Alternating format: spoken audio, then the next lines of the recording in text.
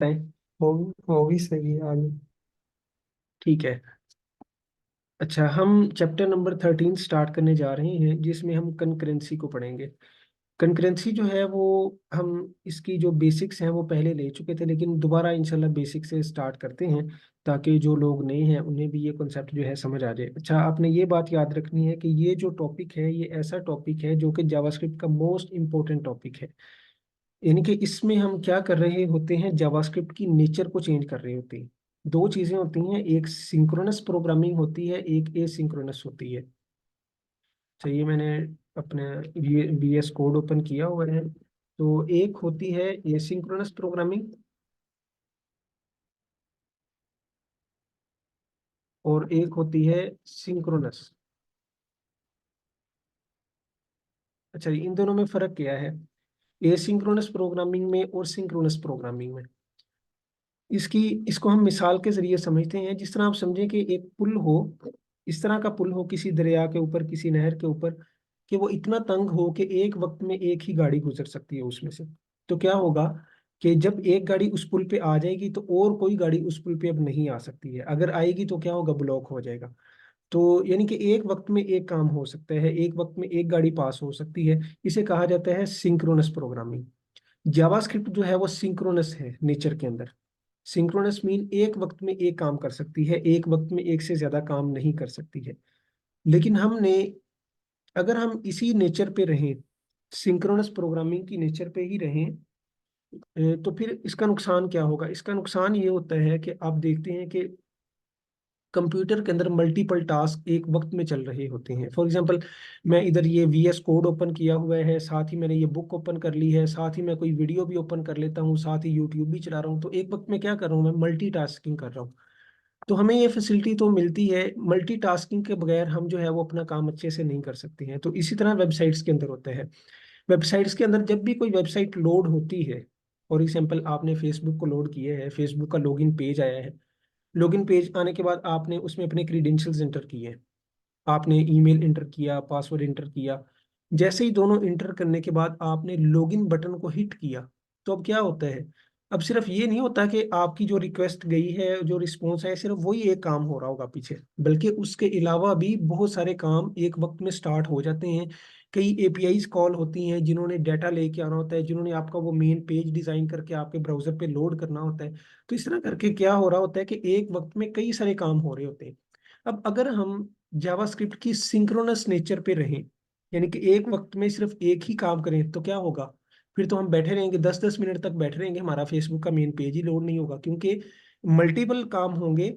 तो क्या होगा, एक काम पहले होगा, फिर दूसरा काम होगा, फिर तीसरा होगा। पहले एक API कॉल होगी, फॉर एग्जांपल उसे 10 सेकंड लगते हैं, तो 10 सेकंड हमें रुकना पड़ेगा। फिर अगली API कॉल होगी, उसको 20 सेकंड लगते हैं, हमें 20 सेकंड रुकना होगा।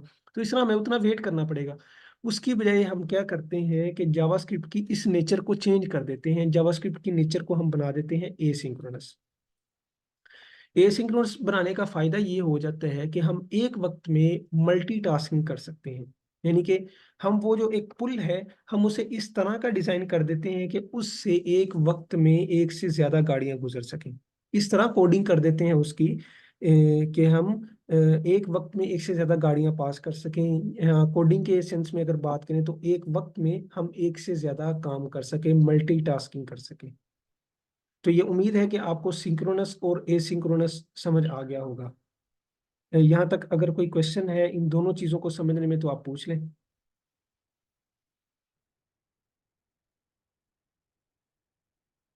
जी, कोई क्वेश्चन है? No sir. अच्छा, दूसरा एक और बात है कि मेरा ख्याल है कि हमारा ये जूम का जो पेड वर्जन है वो ख़त्म हो गया था। तो मे भी पॉसिबिलिटी है कि 40 मिनट के बाद जो है वो लिंक एक्सपायर हो जाए और मीटिंग हमारी ख़त्म हो जाए। तो मैं दोबारा लिंक भेजूंगा, आपने दोबारा वो ज्वाइन करना है, तो हम उधर से ही आगे स्टार्ट कर देंगे अगर इस तरह हुआ तो। अच्छा जी, आगे चलते हैं। तो हम एक रियल लाइफ एग्जांपल लेते हैं जो कि इस बुक ने ली हुई है। ठीक है। अच्छा, अब रियल लाइफ एग्जांपल उन्होंने ये ली है कि ये इधर ली हुई है, ये बड़ी। सबसे पहले देख लेते हैं कंकरेंसी क्या है। Concurrency is whenever things are happening at the same time और इन पैरेलल। यानी कि अगर काफी सारी चीजें पैरेलल में काम कर रही हों तो उसे कहा जाता है कंकरेंसी।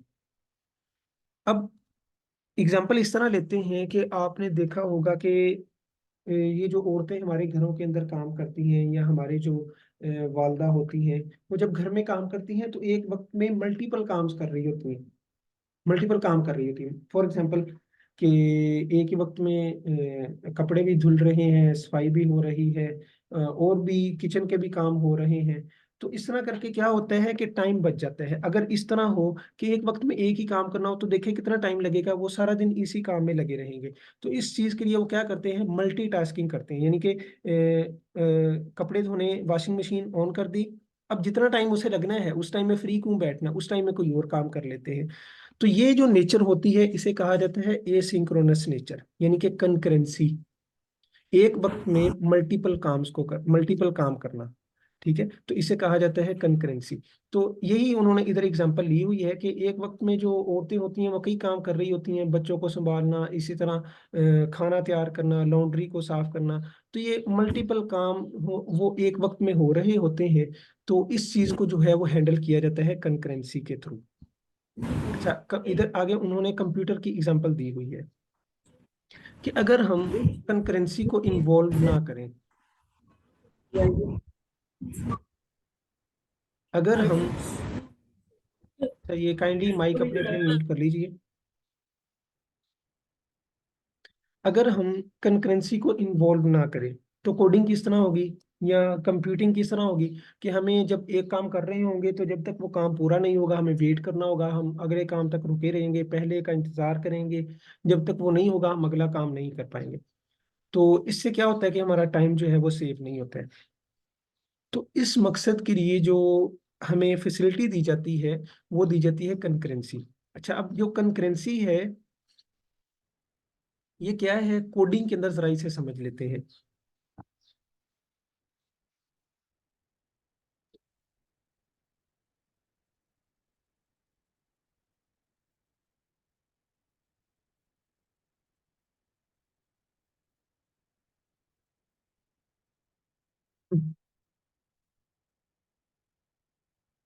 अच्छा जी, फॉर एग्जांपल यही हम कर लेते हैं कि हम अपनी रूटीन को ले लेते हैं जो कि सुबह हमारी होती है एक वक्त में। हम क्या कर रहे होते हैं सुबह सुबह, तो उस रूटीन को ले लेते हैं। तो सबसे पहले हम क्या करते हैं, हम जैसे ही सुबह उठते हैं तो वुजू वगैरह करते हैं, फ्रेश होते हैं।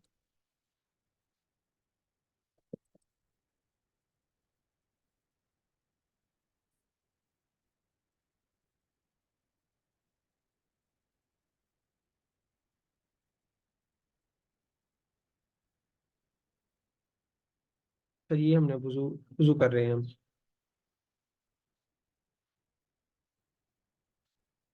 मैंने लिखा जी कंसोल डॉट लॉग, क्या हो रहा है, वुजू हो रहा है। अच्छा, उसके बाद हम नमाज पढ़ते हैं।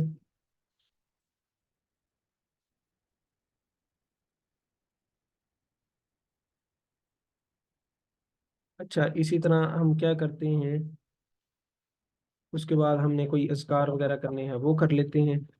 अच्छा जी, उसके बाद हमने ये मैं रमज़ान के अलावा की बात कर रहा हूँ, हमने ब्रश वगैरह करना है। अच्छा, उसके बाद ब्रेकफास्ट होता है। अच्छा, फिर ऑफिस के लिए रेडी होना है।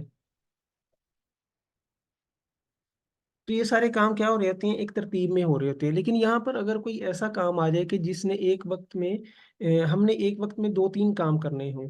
फॉर एग्जांपल कि हमने इसी टाइम के दौरान, ये ब्रेकफास्ट है और रेडी फॉर ऑफिस, इसी टाइम के दौरान हमने क्या करना होता है, बच्चों को भी रेडी करना होता है।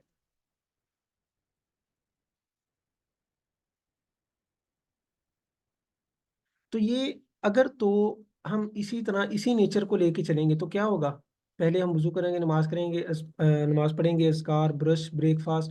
तो ये सारे काम एक तरतीब में होंगे जिस तरतीब में लिखे हुए हैं। जबकि हम क्या चाह रहे थे, कि हम ये चाह रहे थे कि ये चीज और ये चीज और ये तीनों चीजें पैरेलल में हो रही हों। ठीक है, पैरेलल मीन के एक वक्त में ये तीनों काम चल रहे हों, बच्चे भी रेडी हो रहे हो, हम भी रेडी हो रहे हो, ब्रेकफास्ट भी साथ ही साथ चल रहा हो, ताकि हमारा ये टाइम बच जाए। तो अगर अभी मैं इसे रन करता हूँ तो आप देखिए कि क्या होगा। ये देखिए,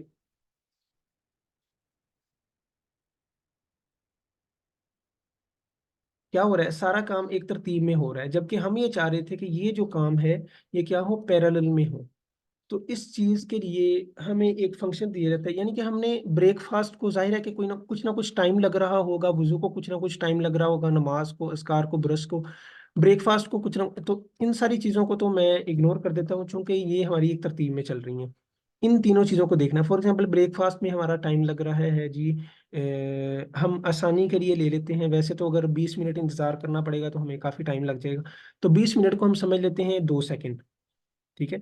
इस तरह बच्चे रेडी हो रहे हैं, तो उसको हम फॉर एग्जांपल समझ लेते हैं 10 मिनट लगने हैं, तो 10 मिनट की बजाय हम उसे 1 सेकंड कंसीडर कर लेते हैं। रेडी फॉर ऑफिस जो है, इसको अगर हम लें तो ये भी हम 1 सेकंड की बात कर लेते हैं। तो अब एक हमें ना फंक्शन मिलता है जिसे सेट टाइम आउट कहा जाता है। अब इस चीज को एक दफा ब्रेक लगा के ना, यानी कि ये हमने कंकरेंसी किस तरह हैंडल करनी है, ये हम ना कई दफा आगे चल रहे होंगे, कई दफा पीछे चल रहे होंगे, क्योंकि ये ना टॉपिक इस तरह है कि इसकी नेचर में हमें, इसके अंदर हमें काफी सारी चीजें पैरेलल में समझनी पड़ेंगी, तो इसलिए मैं कह रहा हूँ कि एक दफा इस चीज को अभी ब्रेक लगाते हैं, कंकरेंसी को यहाँ पे, और दो फंक्शंस हैं उन्हें जरा अच्छे तरीके से समझ लेते हैं कि वो क्या है। एक है सेट टाइम आउट, एक फंक्शन है सेट टाइम आउट। ये क्या करता है, ये हमारी कंकरेंसी को हैंडल करने में बहुत ज्यादा मदद करता है हमारी, यानी कि ये जो नेचर हम जावास्क्रिप्ट की चेंज करते हैं, सिंक्रोनस से एसिंक्रोनस बनाते हैं, बेसिकली वो इस फंक्शन के जरिए और एक और फंक्शन है उसके जरिए बनाई जाती है। अच्छा जी, अब सेट टाइम आउट क्या चीज है। सेट टाइम आउट अगर देखा जाए तो ये मैं इधर से आपको इसके ऑफिशियल डॉक्यूमेंटेशन से दिखा देता हूँ, ताकि अच्छे तरीके से हम पढ़ लें इसे। अच्छा, the global set time out method sets a timer which executes a function or specified piece of code once the time expires। ये क्या कह रहा है, ये कह रहा है कि सेट टाइम आउट एक ग्लोबल फंक्शन है, ये एक मेथड है जो क्या करता है, एक टाइमर को सेट कर देता है। जैसे ही वो टाइमर पूरा होगा तो तब इस सेट टाइम आउट की बॉडी चलेगी, तब तक जो है ये वेट करता रहेगा। यानी कि हमने अगर 2 सेकंड सेट कर दिया टाइम, तो 2 सेकंड के बाद इसकी बॉडी चलेगी, इसकी बॉडी के अंदर जो कुछ भी होगा वो 2 सेकंड के बाद चलेगा। ठीक है। तो ये इसका कुछ सिंटेक्स है कि हम क्या करते हैं, सेट टाइम आउट कोड, या तो सिंपल इसके अंदर कोड दे देते हैं तो वो कोड रन हो जाता है। दूसरा इसका सिंटेक्स ये होता है कि सेट टाइम आउट, पहले पैरामीटर में हम कोड देते हैं, दूसरे पैरामीटर के अंदर हम डिले, डिले यानी कि कितने सेकंड्स हमने डिले करना है, इस कोड को रन करने के लिए कितने सेकंड्स डिले करना है, तो ये वो आ जाता है। अच्छा जी, अब ये समझ लेते हैं कि कोड क्या होगा और हमारा ये जो डिले, ये क्या चीज़ है। अच्छा, ये जो कोड है ये तो होगा कोई भी जावास्क्रिप्ट का कोड कि जिसे हम रन करवाना चाह रहे हैं, कोई भी पीस ऑफ कोड हो सकता है जेएस का। डिले जो है ये मिली सेकेंड्स है, मिली सेकेंड, 1 सेकंड के अंदर 1000 मिली सेकेंड होते हैं, तो हमने मिली सेकेंड्स के अंदर अमाउंट बतानी होती है कि कितने मिली सेकेंड्स आपने डिले करके इस कोड को रन करना है। फॉर एग्जाम्पल, इस चीज को जरा समझने के लिए ये देखें जी, ये मैं सेट टाइम आउट लिख रहा हूँ, सेट टाइम आउट। अच्छा, ये सेट टाइम आउट हमारा एक फंक्शन है, इस तरह करके सेट टाइम आउट ये ग्लोबल फंक्शन है। ग्लोबल फंक्शन मीन कि ये हमें ग्लोबली मिल जाता है, हर जावास्क्रिप्ट की फाइल के अंदर हमें क्या, ये मिल जाता है।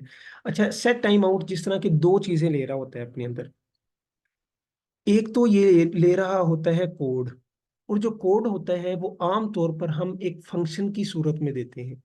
यानी कि इसके अंदर क्या होता है, एक फंक्शन होता है बेसिकली, ये जो कोड होता है ये भी एक फंक्शन होता है या सिंपल पीस ऑफ कोड होता है। ये देखिए जिस तरह के फंक्शन रेफरेंस, फंक्शन रेफरेंस, तो ये क्या होता है, एक फंक्शन होता है बेसिकली, जो कि जिसको हम इतने डिले के बाद फंक्शन को कॉल करके उसकी बॉडी को रन कर रहे होते हैं। तो ये देखिए जरा, मैं इधर एक फंक्शन बनाने जा रहा हूँ। फंक्शन इसी तरह बनता है, फंक्शन उसके बाद फंक्शन का नेम आ जाता है टेस्ट फंक्शन।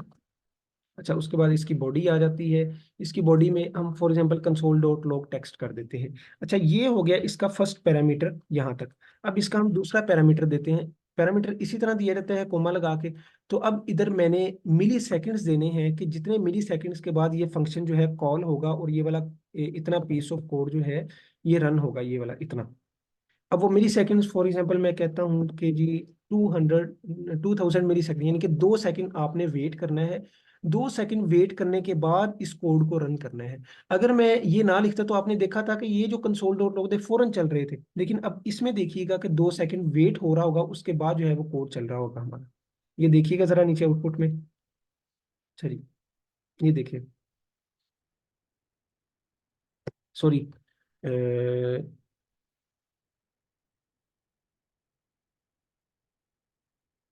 इसे मैं इधर ओपन करता हूँ। ओपन।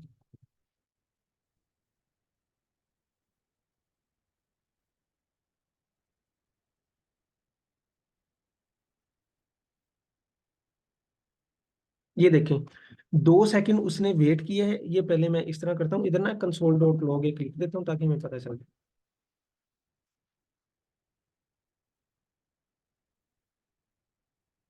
अब ये देखिए प्रोग्राम स्टार्ट हो चुका है। 2 सेकंड वेट करेगा, 2 सेकंड वेट करने के बाद उसने टेस्ट को चलाया है। तो ये आपको कोड समझ आ गया, ये वाला सेट टाइम आउट की बॉडी और ये कैसे हमने यूज करना है, समझ आ चुके हैं? कोई क्वेश्चन हो इसमें?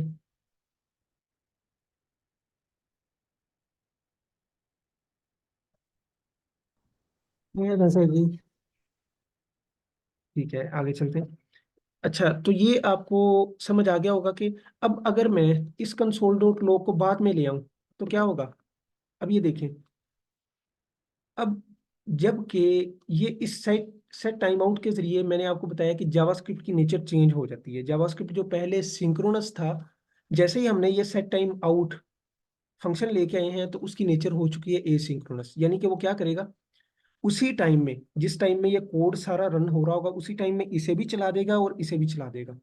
ठीक है, यानी कि दोनों काम एक वक्त में चल रहे होंगे। अब इसकी मिसाल क्या है या इसका प्रूफ क्या है? इसका प्रूफ ये है कि आप ये देखिएगा कि ये लाइन बाद में लिखी हुई है लेकिन ये चल पहले रही होगी। क्यों? क्योंकि इसने दो दो सेकंड का टाइम लेना है, इसने टाइम बिल्कुल भी नहीं लेना है। तो पहले ये चल रही होगी, यानी कि ये भी चल गई है, ये भी स्टार्ट हो गई है एग्जीक्यूशन इसकी भी। लेकिन जो कि उसने 2 सेकंड के बाद अपनी आउटपुट देनी है, तो वो 2 सेकंड के बाद आएगी। उस टाइम के दौरान ये जो है ये अपना काम कर चुकी होगी।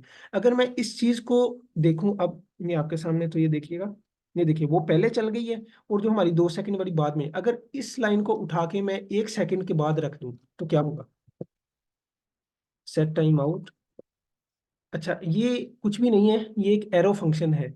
यानी कि इस चीज का अल्टरनेट है। ये जो हमने इधर एक फंक्शन लिखा है, हमने देखा था कि एरो फंक्शन भी लिखा जाता है। एरो फंक्शन जो है वो इस तरह लिखा जाता है, जो एनोनिमस एरो फंक्शन होते हैं। एनोनिमस मीन के ऐसे एरो फंक्शन के जिनका कोई नाम नहीं होता है, तो वो इस तरह लिखे जाते हैं जैसे कि आपको ये पहले मालूम है और हम इसमें काफी प्रैक्टिस कर चुके हैं एरो फंक्शन में।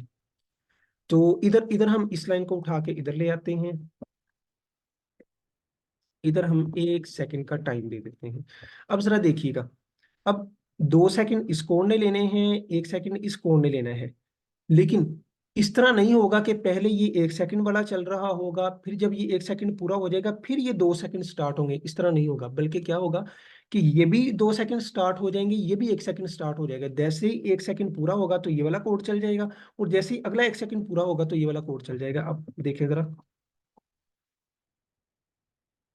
तो ये देखें, पहले 1 सेकंड के बाद ये चीज आई, फिर अगले 1 सेकंड के बाद ये चाहिए ये चीज आई। हालांकि इसको कितने सेकंड लगने थे? 2 सेकंड।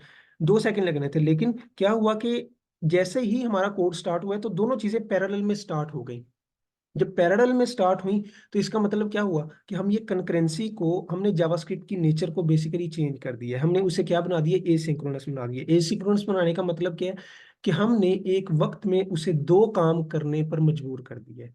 यानी कि वो एक वक्त में अब दो काम कर रहा है, जो कि पहले एक वक्त में सिर्फ एक ही काम कर रही थी। ठीक है, जावास्क्रिप्ट हमारी, लेकिन अब क्या कर रही है? एक वक्त में दो काम कर रही है। ठीक है, तो ये उम्मीद है कि ये कोड आपको समझ आ गया होगा। अब इस तरह ही हम एग्जाम्पल लेते हैं कि अब इशू कहाँ पे आता है? कंकरेंसी के अंदर एक जगह पे जाके इशू आ जाता है। फॉर एग्जाम्पल,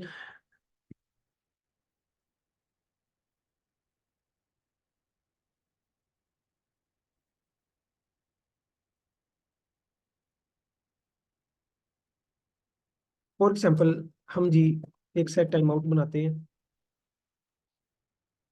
इसको मैं दे देता हूँ 1 सेकंड, और इसे हम कह देते हैं कि ये है जी फर्स्ट टास्क।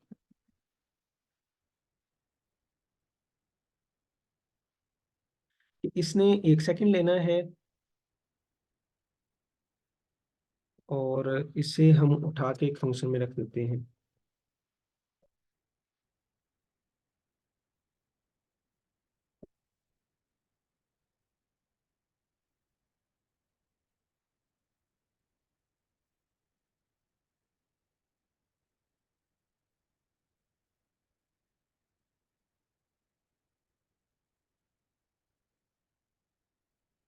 अच्छा जी, अब ये देखें ये क्या हो रहा है।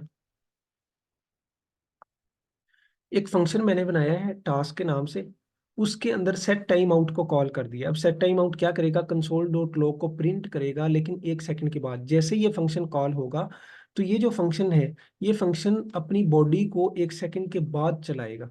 ठीक है, तो ये देखें 1 सेकंड के बाद उसकी जो है वो आउटपुट आई है। अब डिले कम था तो ज्यादा करके देखते हैं आप।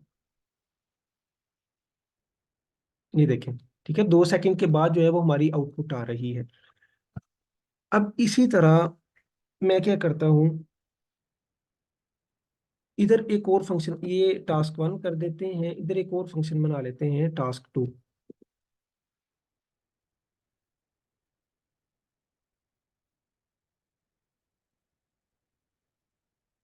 इसे भी सेट टाइम आउट में रख देते हैं सेकंड टास्क, लेकिन इसे टाइम जो है वो कम दे देते हैं। इसे हम 1 सेकंड टाइम दे देते हैं कि टास्क 2 1 सेकंड लेगा।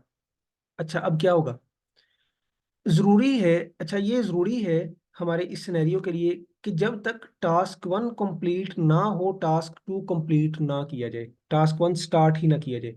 क्योंकि ये भी तो इशू आ सकते हैं ना, कि कई दफा इस तरह होता है कि एक चीज दूसरे की प्री रिक्विजिट होती है।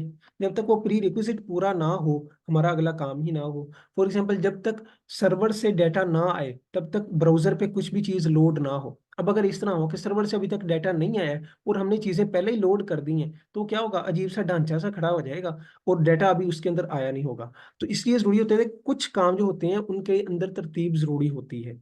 ठीक है, कंकरेंसी के अंदर आकर ये इशू आ जाता है कि कंकरेंसी में हम इस तरतीब को मैनेज, आमतौर पे ये जो अभी तक हमने देखा है, हम इस चीज को मैनेज नहीं कर पा रहे थे कि हमने एक चीज को तरतीब में लेके कैसे चलना है। तो अब ये देखें जरा, अब क्या होगा कि जैसे ही मैंने टास्क 1 को कॉल किया है, अच्छा उसके बाद मैंने टास्क 2 को कॉल कर दिया है। अच्छा, अब उसूली तौर पे होना ये चाहिए कि पहले टास्क 1 पूरा हो, फिर टास्क 2 पूरा हो। लेकिन क्या होगा, आप देखिएगा जरा, कि टास्क 2 पहले चल जाएगा, टास्क 1 बाद में आएगा। तो ये देखें, सेकंड टास्क पहले आ गया है, फर्स्ट टास्क बाद में आया है। तो ये इसके अंदर थोड़ा सा कह लें कि एरर आ जाता है, या एरर नहीं हम कह सकते, बल्कि ये इसका डिसएडवांटेज हम कह सकते हैं कि इस चीज को अब हमने हैंडल करना होता है। ठीक है, समझ आ गई ये चीज कि कंकरेंसी के अंदर ये इशू आ जाता है कि कुछ ऐसे काम होते हैं कि जो एक के बाद हमने करना होता है अगला काम। यानी कि एक काम कंप्लीट जब तक ना हो तब तक हम अगला काम ना करें। तो इस चीज को हैंडल किया जाता है। फिर इस चीज को हैंडल करने के लिए हमारे पास 3 ऑप्शन आते हैं। जावास्क्रिप्ट हमें 3 ऑप्शन देती है, call backs, promises, async await. तो अब बारी बारी करके इन तीनों ऑप्शंस को देखते हैं। पहले आप इस तरह करेंगे, पहले आप ये जो अभी तक हमने चीज समझी है, कंकरेंसी को समझा है सबसे पहले। उसके बाद हमने सेट टाइम आउट फंक्शन को समझा है। अच्छा, उसके बाद हमने कंकरेंसी का जो एक डिसएडवांटेज आता है उसको समझा है। तो इन चीज़ों में अगर आपका कोई क्वेश्चन है तो आप पूछ लें, क्योंकि अगर ये कॉन्सेप्ट क्लियर नहीं होगा तो आगे बहुत ज़्यादा मुश्किल पेश आएगी चीज़ों को समझने में। अगर इसमें किसी किस्म का कोई इशू है, आपको कोई क्वेश्चन है, तो आप पूछ लें।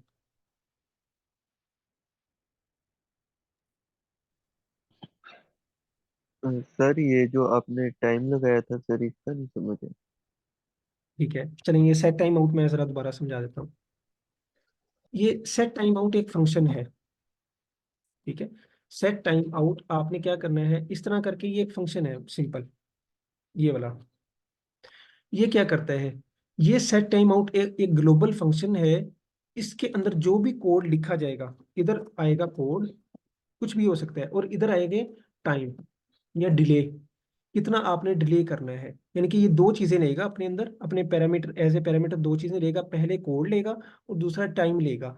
इतने टाइम के बाद इस कोड को चला दो। अब वो टाइम जो है वो हम मिली सेकेंड्स के अंदर देते होते हैं। टाइम जो है वो मिली सेकेंड्स के अंदर दिया जाता है। मजीद जो डिटेल है ना वो आपने अब क्या करना है, जाके इस साइट से पढ़ लेनी है। ये साइट जो है इसका लिंक मैं आपको भेज दूंगा, तो आपने ये सारी चीजें जो है वो इधर से जाके पढ़ लेनी है। इससे क्या होगा कि आपका ये सारा कॉन्सेप्ट जो है वो सेट टाइम आउट का क्लियर हो जाएगा। अच्छा, अब होता क्या है, हम इधर पास करते हैं टाइम। हमने इधर पास किया जी 300 मिली सेकेंड्स। 300 मिली सेकेंड्स बन गए 3 सेकेंड्स। तो ये इसको मैं एक दफा कमेंट कर देता हूँ ताकि हम इस सेट टाइम आउट को समझ सकें। इधर मैं for example console dot log कर देता हूँ और इधर कर देता हूँ 3 सेकेंड्स डिले। ठीक है, तो अब क्या होगा, अब क्या होगा कि ये वाला कोड जो है ये चलेगा कितनी देर के बाद, 3 सेकंड के बाद। अगर मैं इस कोड को बाहर रख देता, ऐसे ही उठा के इधर रख देता, तो क्या होना था, इस कोड ने चलना था फौरन ही, 3 सेकंड इसने वेट नहीं करना था। लेकिन इस सेट टाइम आउट फंक्शन की वजह से इसे हमने ये कोड पास कर दिया और साथ टाइम पास कर दिया। तो इसकी वजह से क्या हुआ है कि ये जो कोड है, ये वाला कोड कितने सेकंड के बाद चलेगा, 3 सेकंड के बाद। ये जरा देखते हैं। अच्छा जी, ये एरर आया है। ठीक है, वो कह रहा है कि ये जो पहली चीज है ये एक फंक्शन होना चाहिए। ठीक है, ये वो कह रहा है call back function. Call back function हमने पढ़े थे। कॉल बैक फंक्शन ये होते हैं कि अगर फंक्शन के अंदर फंक्शन आ रहा हो, फंक्शन अपने अंदर एज ए पैरामीटर एक फंक्शन को ले रहा हो, तो उसे कहा जाता है कॉल बैक फंक्शन। तो ये एक फंक्शन था, ये अपने एज ए पैरामीटर के अंदर क्या ले रहा होगा, एक फंक्शन ले रहा होगा। अब वो फंक्शन मैं इधर बनाता हूँ। ये देखें जी, ये मैंने एक फंक्शन बनाया, उसका नाम मैंने रख दिया टेस्ट, और इसके अंदर मैंने वही कंसोल डॉट लॉग प्रिंट करवा दिया। ठीक है, अब ये देखें, इसके पहले पैरामीटर में एक फंक्शन है। तो जब कोई फंक्शन अपने पैरामीटर में एक फंक्शन लेता है तो उसे क्या कहा जाता है, कॉल बैक। ये क्या है, एक कॉल बैक फंक्शन है। अब ये कितने सेकंड के बाद चलेगा, 3 सेकंड्स के बाद। जरा देखें, तो ये देखें 3 सेकंड्स डिले। ठीक है, 3 सेकंड के डिले के बाद जो है वो ये चला है, ये 3 सेकंड फौरन चल गया। लेकिन ये वाला जो 3 सेकंड वाला है लाइन, ये कितनी देर बाद चली है, 3 सेकंड्स के बाद चली है। अच्छा, इस चीज को आसानी के लिए समझने के लिए हम इस तरह भी लिख सकते हैं कि इधर हम सिर्फ फंक्शन का नाम लिख दें। ये टेस्ट है जी फंक्शन का नाम। अच्छा, अब इधर हम क्या करते हैं, इधर एक फंक्शन टेस्ट बना लेते हैं, फंक्शन टेस्ट।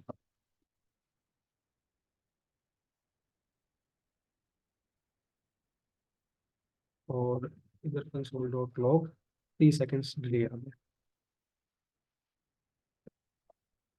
अच्छा, अब ये देखिए हमने क्या किया, एक फंक्शन बनाया है और उस फंक्शन को सिर्फ इधर पास कर दिया है, यानी कि इस फंक्शन को एज ए पैरामीटर में हमने एक पूरे का पूरा फंक्शन पास कर दिया है। तो ये चीज, या इससे पहले जो हमने लिखा था कि इधर ये वाला फंक्शन उठा के रख रहे थे, ये दोनों चीजें एक बराबर है। ठीक है, तो अपनी आसानी के लिए, अपने कोड को आसानी से समझने के लिए हम इस तरह भी कर सकते हैं। अब जरा देखें, ये भी वही काम करेगा। तो ये देखें, इसने भी सेम उसी तरह काम किया है। बस ये कि इसमें जो मैंने इधर बॉडी के अंदर पहले पूरे का पूरा फंक्शन लिख रहा था, वो मैंने फंक्शन बाहर लिख के सिर्फ उसका नाम इधर पास कर दिया है। तो इन दोनों तरीकों से हम क्या कर सकते हैं, सेट टाइम आउट को यूज कर सकते हैं। अच्छा, अब ये सेकंड्स वाली बात और कोड वाली बात समझ आ गई है अब्दुल वहाब? जी सर। ठीक है, तो ये थी सेट टाइम आउट की कहानी। अच्छा, उसके बाद हमने ये देखा कि हमने इस सेट टाइम आउट को यूज कैसे करना है, और ये जो कंकरेंसी है, इसके अंदर सेट टाइम आउट का क्या रोल है। तो अगर कोई क्वेश्चन है आपका बाकी जो कोड है उससे रिलेटेड, तो वो आप पूछ लें, अदरवाइज फिर आगे चलते हैं। सर ये जो टाइम होता है सर, ये जैसे आपने 1000 लिखा था, जी ये मिलीमीटर में होता है, इस मिली सेकेंड्स में होता जी, है ये? मिली सेकेंड्स होते हैं ये हमने मिली सेकेंड्स के अंदर पास करना होता है। ठीक है सर। मिली सेकेंड होता है, एक सेकंड के अंदर 1000 मिली सेकेंड होते हैं। तो अगर यहाँ पर 2000 लिखा हुआ है तो इसका मतलब 2 सेकंड वेट किया जाएगा। तीन जी हजार सर। लिखा हुआ है तो 3 सेकंड, इस तरह करके। ठीक। अच्छा जी, आगे चलते हैं।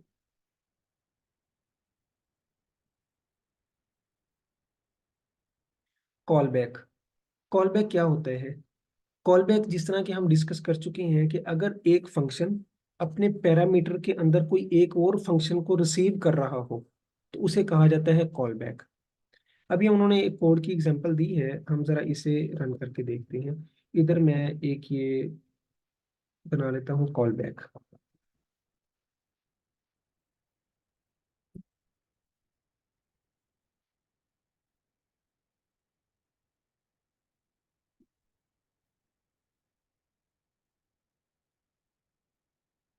तो ये देखेंगे ये क्या हो रहा है। सबसे पहले एक फंक्शन बना डू समथिंग, एक फंक्शन है। इसी तरह फंक्शन से हाई, ये भी एक फंक्शन है। पहले इस फंक्शन को समझें, ये क्या कर रहा है, सिर्फ एक उसका नाम से हाई है और वो क्या कर रहा है, हाई को प्रिंट करवा रहा है, कंसोल करवा रहा है। ये फंक्शन आपको समझ आ गया होगा। इस कोड को समझें, ये फंक्शन क्या है। ये फंक्शन भी इसका नाम डू समथिंग है, अपने अंदर ये एक फंक्शन रिसीव कर रहा है। ठीक है। कॉल बैक इसका नाम रखा हुआ है, आप इसका नाम कुछ भी रख सकते हैं। ऐसे पैरामीटर में जिस तरह आप सिंपल कोई वेरिएबल का नाम कुछ भी रख सकते हैं, तो इसी तरह जो इधर पैरामीटर आप ले रहे हैं कॉल बैक फंक्शन, उसका नाम कुछ भी रख सकते हैं, लेकिन हमने अपनी आसानी के लिए कॉल बैक ही रखा हुआ है, यानी कि जिससे पता चल जाए कि भाई इधर एक फंक्शन आएगा। अब देखिए क्या हो रहा है, डू समथिंग। डू समथिंग ये वाला फंक्शन, इसे हम कॉल कर रहे हैं और इसे हम पास कर रहे हैं ये वाला फंक्शन। अच्छा, जब पास किया जाएगा तो ये इन ब्रैकेट्स के बगैर पास किया जाएगा, पैरेंथेसिस के बगैर। जब भी कॉल बैक फंक्शन को पास किया जाता है तो किस तरह पास किया जाता है, ब्रैकेट्स के बगैर पास किया जाता है, यानी कि सिर्फ उसका रेफरेंस भेजा जाता है, उसे कॉल नहीं किया जाता। अब सर हम सिर्फ इसका रेफरेंस भेजेंगे इस फंक्शन को। जैसे ये रेफरेंस इधर जाएगा तो उधर जाके हम इस फंक्शन को कॉल कर रहे हैं। अब क्या हो रहा होगा, ये फंक्शन कॉल हुआ, ये वाला डू समथिंग, इसने अपने अंदर एक और फंक्शन लिया और वो किसका रेफरेंस था, से हाई का। और जैसे ही इसकी बॉडी चली तो हमने क्या किया, उस कॉल बैक फंक्शन को कॉल कर दिया। कॉल बैक के अंदर क्या पड़ा हुआ था, इस फंक्शन का रेफरेंस था। तो क्या होगा, ये वाला फंक्शन कॉल हो जाएगा। जरा देखें,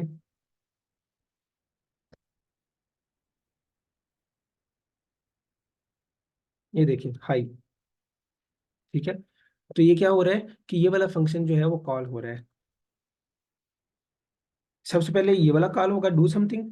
डू समथिंग फिर अपने अंदर एक और फंक्शन को कॉल कर लेगा, इस कॉल बैक को, और इसके अंदर किसका रेफरेंस पड़ा होगा, इस फंक्शन का। तो ये वाला बिहाइंड द सीन ये वाला फंक्शन जो है वो चल जाएगा। तो ये है चीज कॉल बैक, यानी कि जब एक फंक्शन अपने पैरामीटर के अंदर कोई और फंक्शन को रिसीव कर रहा हो तो उसे कहा जाता है कॉल बैक फंक्शन। उम्मीद है कि ये चीज आपको समझ आ गई होगी।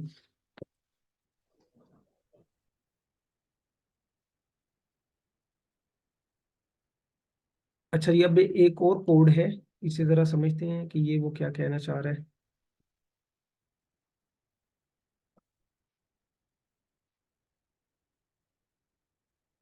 अच्छा, अभी आपको इस तरह फील होगा कि ये कॉल बैक किस तरह कंकरेसी में अपना रोल प्ले कर रहे हैं, तो इस चीज को अभी समझते हैं। अभी सिर्फ ये समझ रहे हैं कि कॉल बैक है क्या। अभी के लिए शायद आपको ये इस तरह फील हो कि जैसे ये यूजलेस चीज है, ये तो हम कॉल बैक के बगैर भी काम कर सकते हैं। तो देखें कि कॉल बैक हमें कंकरेंसी में किस तरह फायदे देता है। इधर हम पढ़ तो इसीलिए रहे हैं ना, पहले ये समझ रहे हैं अच्छे तरीके से कॉल बैक है क्या, फिर इसे देखते हैं कि कंकरेंसी में इसका क्या फायदा है।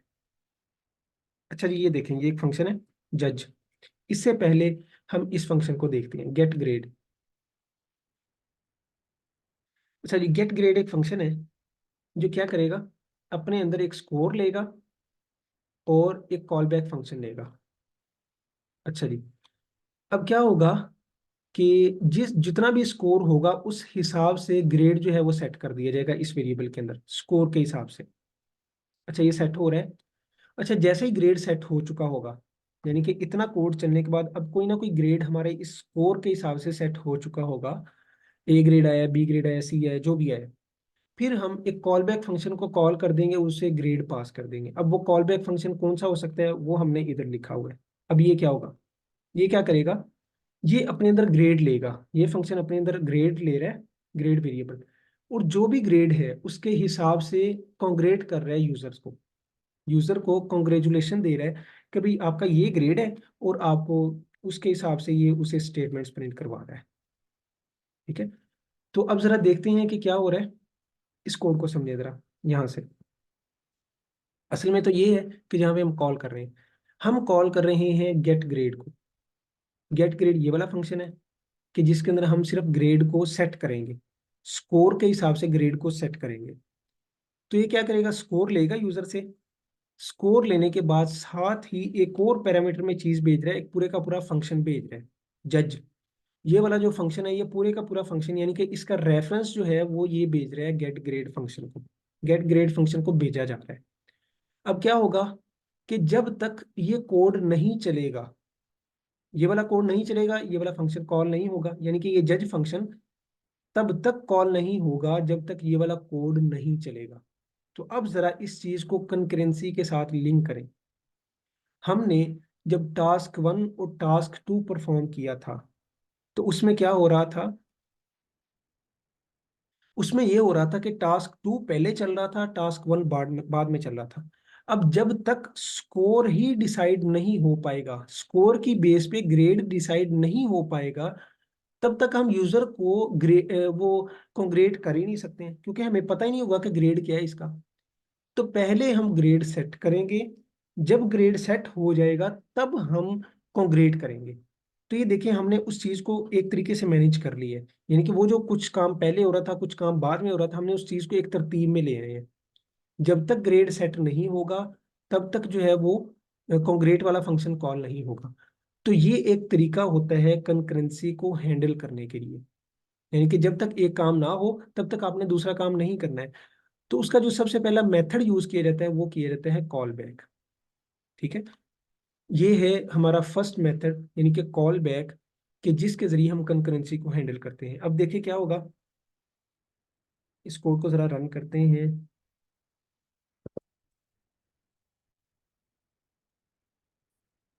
तो अब देखें, सबसे पहले ग्रेड सेट हुआ है, फिर उसकी बेस पे उसने बता दिया कि आपका इतना ये आपने बी ग्रेड जो है वो गेट किया और वेल डन, ये स्टेटमेंट। अच्छा, अब इसी चीज को कॉल बैक को जरा हमने ये जो ऊपर कोड किया था, ये वाला कोड इस चीज के अंदर इंप्लीमेंट करके देखते हैं कि उसमें हमें ये कैसे फायदा देगा, टास्क 1 के अंदर और टास्क 2 के अंदर। इस चीज को जरा कमेंट कर देते हैं,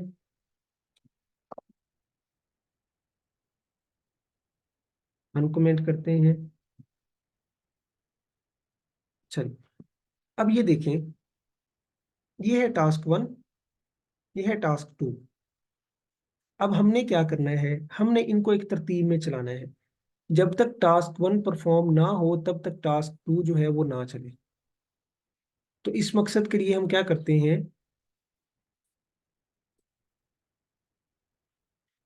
हम ये करते हैं कि इधर कॉल नहीं करते हैं टास्क 2 को, बल्कि टास्क 2 को टास्क 1 को पास कर देते हैं कि भाई आप क्या करो। टास्क 1 को हम कहते हैं कि अपना काम जो करना है आपने कर लेना, जितना टाइम आपको लगेगा कर लेना, और जब अपना काम कर लो तो मैं एक फंक्शन भेज रहा हूँ, इस फंक्शन को तब आपने कॉल कर देना है। यानी कि अपना काम करने के बाद आपने क्या करना है, इस फंक्शन को कॉल कर देना है। अब जब इस फंक्शन को पास किया जा रहा है तो हमें इधर रिसीव भी करना पड़ेगा, तो इसका नाम मैं कुछ भी रख सकता हूँ, मैं कॉल बैक रख सकता हूँ, मैं इधर इसका नाम वही टास्क टास्क सिंपल रख सकता हूँ। तो ये मेरे ऊपर है कि मैं इसका नाम क्या रखता हूँ। अब क्या होगा, जैसे ही टास्क 1 कॉल किया जाएगा और उसे हम ये फंक्शन पास करेंगे, तो इस फंक्शन का जो रेफरेंस होगा वो किस वेरिएबल के अंदर स्टोर हो जाएगा, इस टास्क टास्क के अंदर। अब हम क्या करेंगे, जैसे ही ये अपना काम कर चुका होगा हम इधर आके इस टास्क को रन कर देंगे, टास्क जी। अब क्या होगा, टास्क 2 जो है वो पास हो चुका था इस वेरिएबल को, पहले टास्क ये वाला कोड चलेगा, 2 सेकंड जब हो जाएंगे तो फिर क्या होगा, फिर ये टास्क चल जाएगा। अब जरा देखें,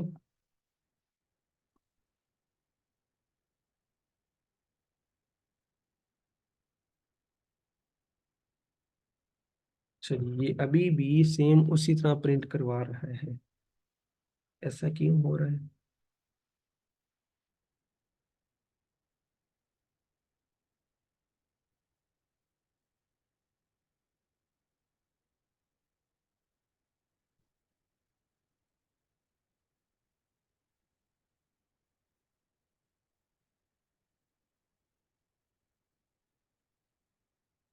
क्या यहाँ पे मैं कोई चीज लैग कर रहा हूँ, मैं ये देखता हूँ। उसूली तौर पे होना तो ये चाहिए कि पहले ये चलना चाहिए, जब ये चल जाए तो फिर ये चले। तो इस चीज को देखते हैं। बहरहाल ये उम्मीद है कि ये ग्रेड से आपको ये चीज समझ आ गई होगी कि पहले क्या होता है कि जब भी हम इस तरह करते हैं कि पहले ये वाला कोड चलता है, फिर उसके बाद जो है वो कॉल बैक वाला जो है कोड चलता है। अब इसका नाम एक दफा चेंज करके देख लेते हैं।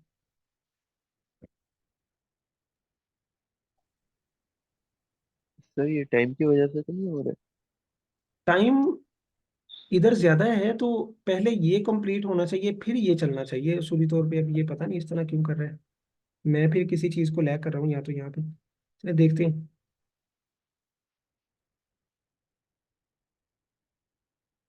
हाँ जी, मैं यहाँ पे कोई कॉन्सेप्ट मिस कर रहा हूँ, तो अभी माइंड में नहीं आ रहा है। देख लेते हैं इसे। बरल बरल एक दफ़ा आपको ये कॉल बैक समझ आ चुका होगा कि कॉल बैक असल में क्या है। कॉल बैक ये है कि एक फंक्शन अगर अपने पैरामीटर के अंदर कोई और फंक्शन को रिसीव कर रहा है तो उसे कहा जाता है कॉल बैक।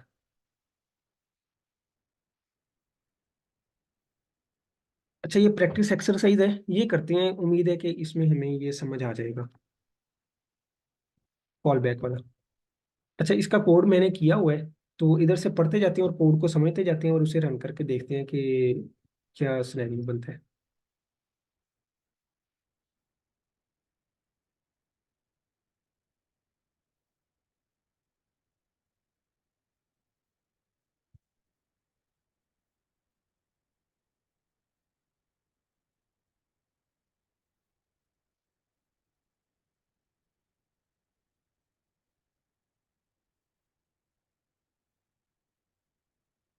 अच्छा जी, पहले ये एक्सरसाइज को रीड कर लेते हैं अच्छे से कि ये है क्या।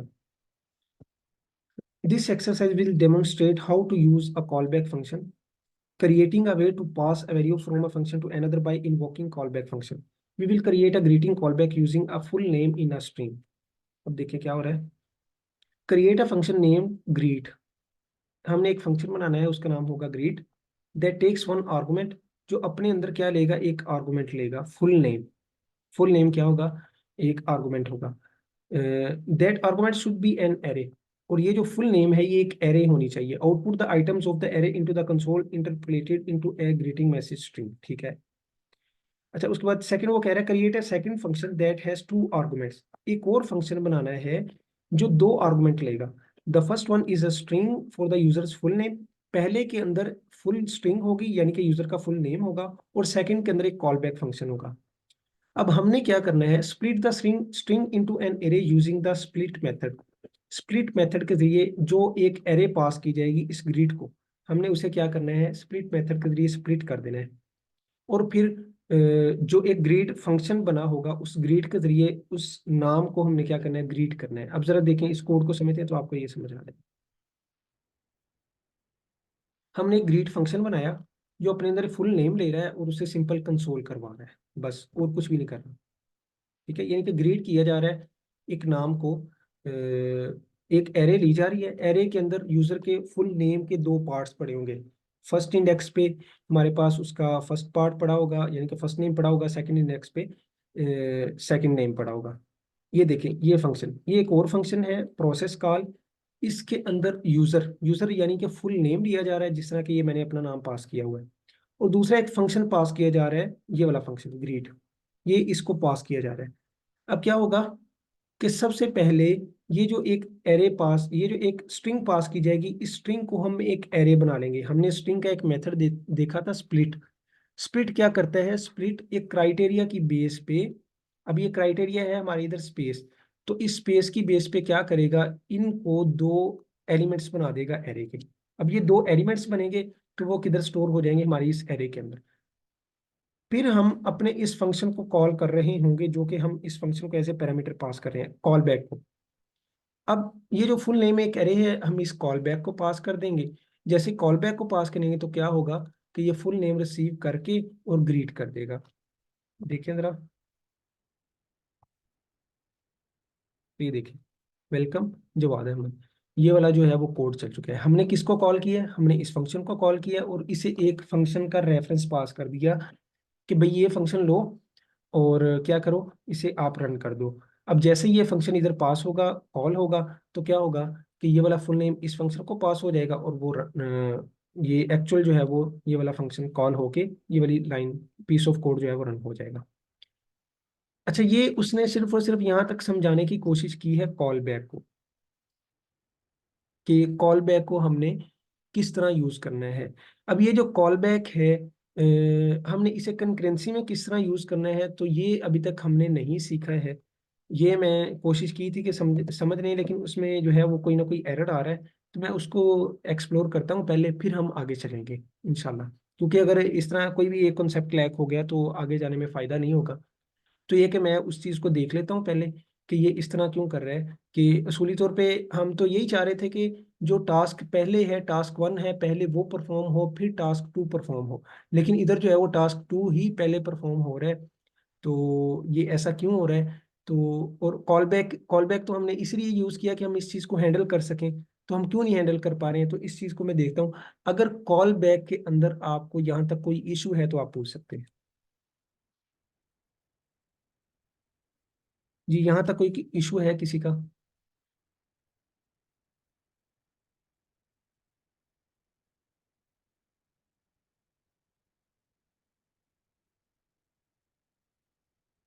कोई क्वेश्चन नहीं है? चलें इस तरह करते हैं कि समराइज करते हैं आज हमने क्या क्या पढ़ा है, फिर बाकी जो कॉन्सेप्ट है वो इंशाल्लाह नेक्स्ट लेक्चर में हम कवर कर लेंगे इस कंकरेंसी के।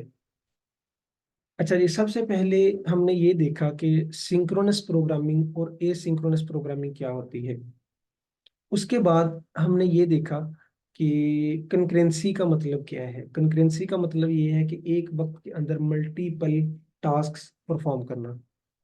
अब कंकरेंसी को जब हम परफॉर्म करने जाते हैं तो होता यूं है कि कुछ काम जो है वो पहले हो रहे होते हैं, कुछ काम बाद में हो रहे थे। चूंकि सारे काम एक ही वक्त में स्टार्ट हो रहे होते हैं, तो जिसका ड्यूरेशन कम होता है वो पहले हो जाता है, जिसका ड्यूरेशन बाद में होता है वो बाद में हो रहा होता है।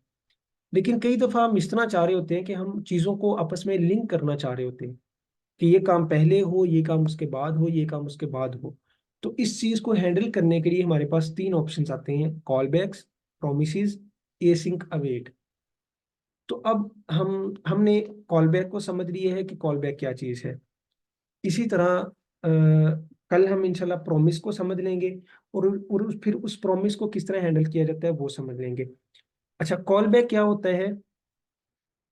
कॉल बैक कुछ भी नहीं है, सिर्फ ये है कि एक फंक्शन होगा, जो फंक्शन अपने पैरामीटर में एक और फंक्शन को रिसीव कर रहा हो तो इसे कहा जाता है कॉल बैक फंक्शन। कि एक फंक्शन अगर अपने पैरामीटर के अंदर कोई और फंक्शन को रिसीव कर रहा है तो इसे क्या कहा जाता है कि ये हमारा है पैरामीटर। हम क्या कर रहे हैं, एक पैरामीटर में एक फंक्शन को ले रहे हैं, तो जब हम एक पैरामीटर के अंदर फंक्शन को ले रहे होंगे तो इसे कहा जाता है कि ये हम कॉल बैक फंक्शन इधर यूज कर रहे हैं। तो ये है हमारा कॉल बैक फंक्शन। अगर कोई क्वेश्चन है तो आप पूछ सकते हैं, अदरवाइज फिर जो हमारा लेक्चर है वो क्लोज करते हैं। जी, कोई क्वेश्चन है किसी का? No sir. चलिए ठीक है जी, बहुत शुक्रिया आप सबका। बाकी इंशाल्लाह नेक्स्ट लेक्चर में हम इस टॉपिक को कंप्लीट करेंगे। अल्लाह हाफिज।